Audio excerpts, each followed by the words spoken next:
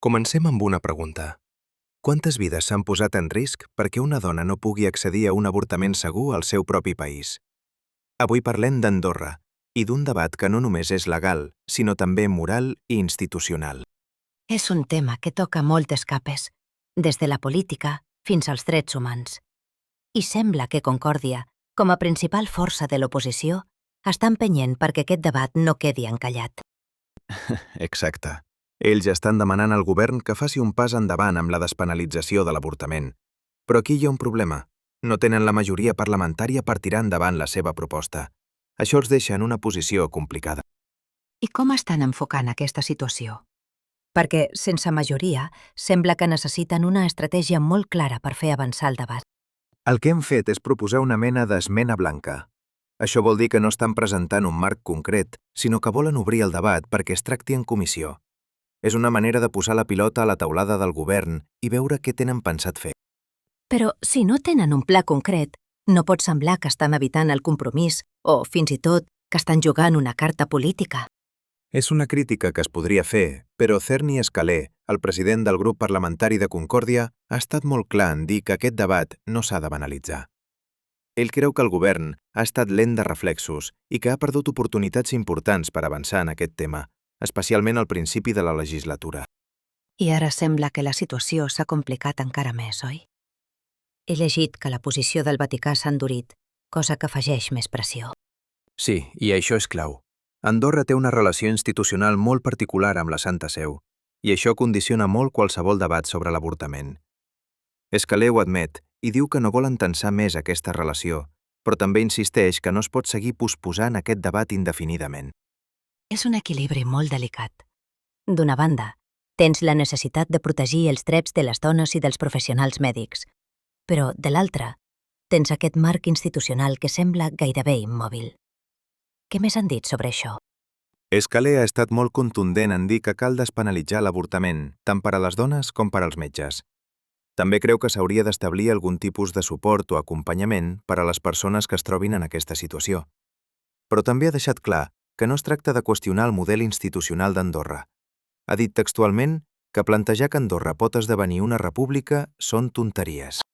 Això és interessant, perquè sovint en aquests debats es barregen qüestions de model de govern amb qüestions socials. Però sembla que Concòrdia vol mantenir el focus en el tema de l'avortament i no entrar en altres discussions. Exacte. I això ens porta a un altre punt que han destacat, el consentiment en les relacions sexuals. Aquesta és una de les qüestions que volen abordar amb les esmenes al Codi Penal. Ah, sí, el tema del consentiment. Què proposen exactament? Proposen fixar l'edat mínima de consentiment en 16 anys, sense excepcions. També volen assegurar-se que el consentiment sigui lliure, informat i expressat i que no es pugui deduir del silenci. A més, han proposat establir una diferència màxima d'edat de 2 anys entre els implicats en casos on hi hagi menors. Això sembla força raonable.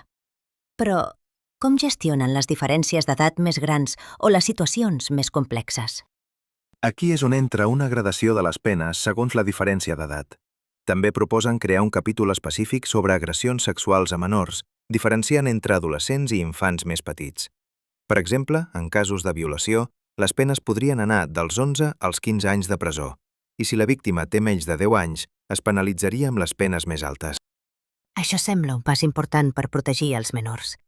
Però què passa amb altres qüestions, com la pornografia infantil? És un tema que sovint es deixa de banda, però que és crític. Totalment d'acord. Concòrdia també vol fer canvis significatius en aquest àmbit. Proposen actuar en tota la cadena pornogràfica, des de la producció fins al consum i la difusió. També volen abordar la captació de menors en entorns digitals, un tema que consideren que s'hauria d'haver regulat fa mesos. I què passa amb la tecnologia? Perquè avui dia, amb la intel·ligència artificial i altres eines, aquestes qüestions es tornen encara més complexes. Sí, Concòrdia també ho té en compte. Proposen penalitzar la manipulació d'imatges per donar-los un component eròtic, incloent-hi l'ús d'intel·ligència artificial. També volen penalitzar la difusió de dades personals o de localització amb la finalitat d'assetjar algú. És impressionant veure com intenten abordar tants aspectes diferents en aquestes esmenes. Però, tornant al tema de l'avortament, què passa si el govern no presenta cap proposta al juny, com s'ha promès? Escalé ha dit que seria una gran decepció si això passa. Però de moment, Concòrdia prefereix esperar i veure què proposa el govern abans de prendre una posició definitiva. Això sí, insisteixen que aquest tema mereix tota la seriositat del món i que no es pot seguir posposant. És un equilibri complicat, però sembla que Concòrdia està intentant trobar una manera de fer avançar el debat sense trencar els equilibris institucionals. Creus que aquesta estratègia funcionarà? És difícil de dir.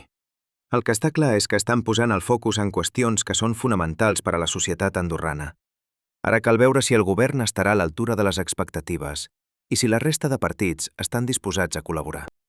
Bé, sigui com sigui, aquest és un debat que no desapareixerà. I crec que és important que es continuï parlant d'aquests temes, encara que siguin complicats. Absolutament. Aquest tipus de discussions són les que marquen la diferència en una societat. I, com sempre, el temps dirà si aquestes propostes acaben tenint l'impacte que volen. Gràcies per portar aquest tema. És un recordatori de com de complexes poden ser les qüestions socials i polítiques, però també de com són necessàries. Gràcies a tu per la conversa. Fins la propera.